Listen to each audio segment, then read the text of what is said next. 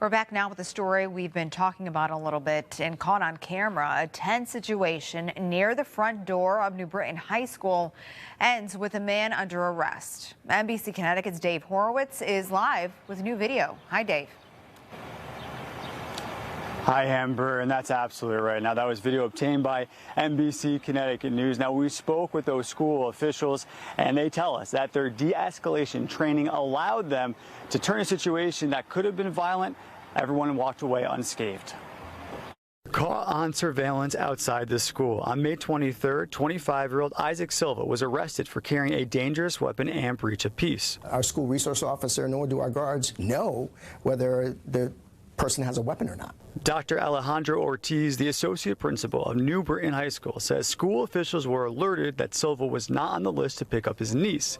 On the video, we can see Dr. Ortiz go outside to de-escalate. At that particular point, I knew that this was something a little bit more involved than I needed to be, so that's why I stepped back and I wanted them to take over the scene. Matthew Marino, New Britain Chief of Police, tells us the school resource officer stepped in. He was in fear for the safety of the entire school, both staff and students. Immediately met the individual outside of the school, at which point did draw his weapon for safety purposes and made consistent efforts to talk the individual down, which he was able to do successfully.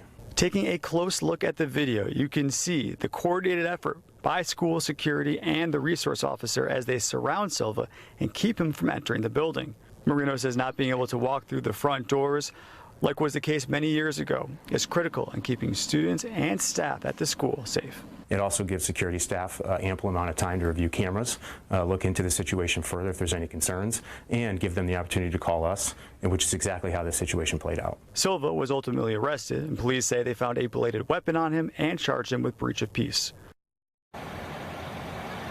And school officials tell us that they do this de-escalation training throughout the year, and because of that, training kicked in during that situation.